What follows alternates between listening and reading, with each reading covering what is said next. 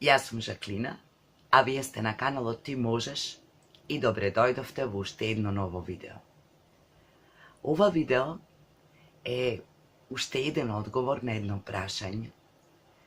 Една од моите пријателки, прекрасните личности кои постојано ме следат, ме поддржуваат, ми пишуваат коментари на мојата страница Ти можеш, ми напише едно прашање, кое всушност и не беше прашање, туку подолго размислување од типот што да изберам, кого да послушам, срцето или умот. Бидејќи јас не сметам дека ги имам сите одговори и бидејќи мислам дека сите одговори лежат во вас, само понекогаш ви треба некој да ве потсети на одговорите кои што веќе ги знаете, како што и мене ми требало и до ден денес ми треба.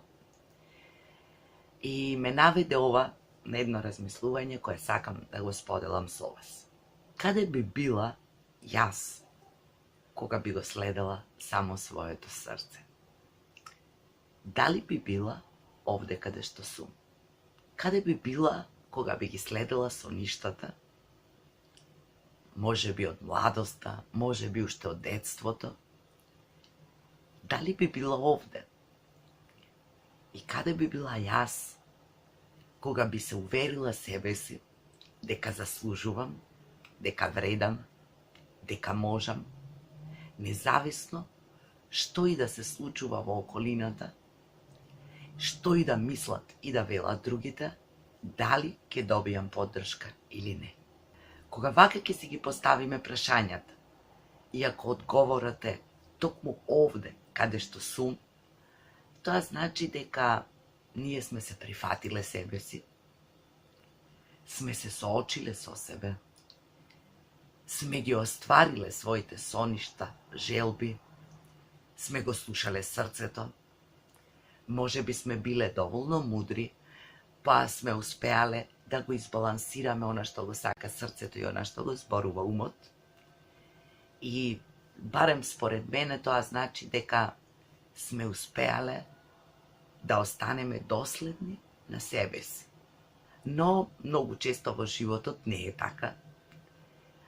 И јас сум поминувала низ различни процеси во кои што многу сум размислувала, во кои што сум верувала на другите дека моите идеи се луди, неостварливи, дека не можам да го постигнам тоа, дека не треба толку да се занесувам, дека цел живот сонувам, дека треба еден ден да се смирам, ќе си легнам на брашното и така натаму.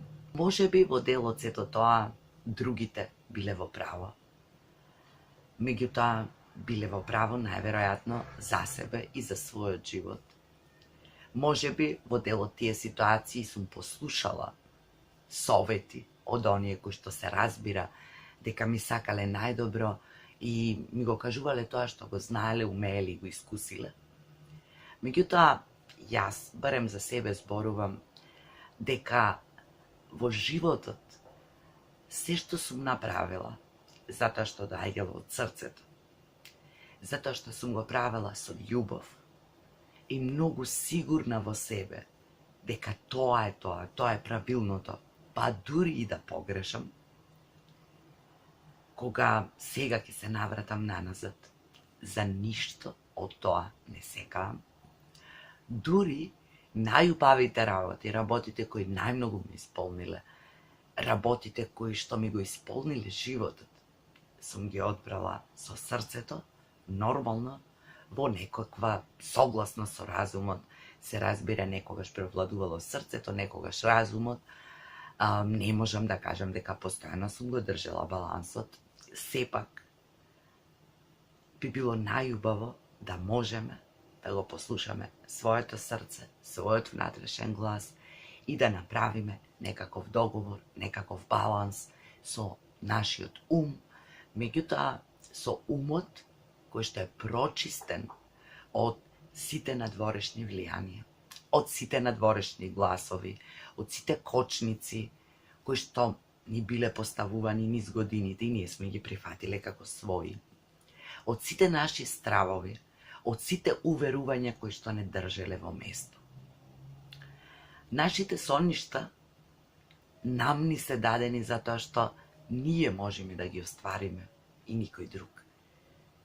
Тие соништа се пропорционално распоредени низ нашиот живот според силата која што ја имаме за да ги остваруваме дел по дел и за повторно да сонуваме.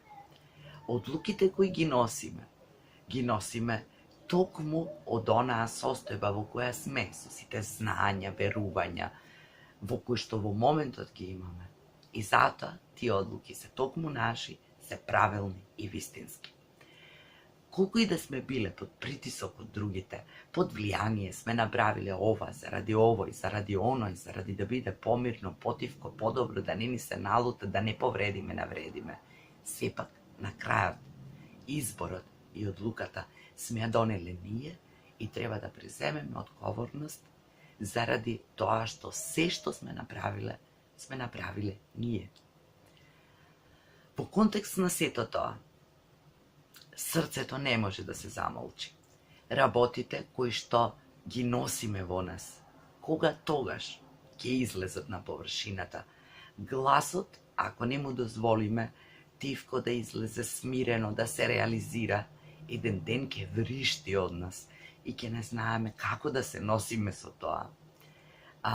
Соништата секогаш ќе се повторуваат и ќе ни создаваат фрустрации зошто не сме ги остварили. Би било убаво да стигнеме на еден степен во животот кога навистина ќе научиме да се слушаме себе си, своето срце, својот ум и своето физичко тело. Кога ќе успееме да живееме во хармонија со себе си, кога сите овие наши целини ќе успееме да ги собереме заедно, да ги прифатиме, да ги сакаме и бескрајно многу да им веруваме. И тогаш гласовите од надвор ќе ја изгубат својата сила и својата моќ. Тогаш нема да дозволиме другите да ја преземаат одговорноста на нашиот живот.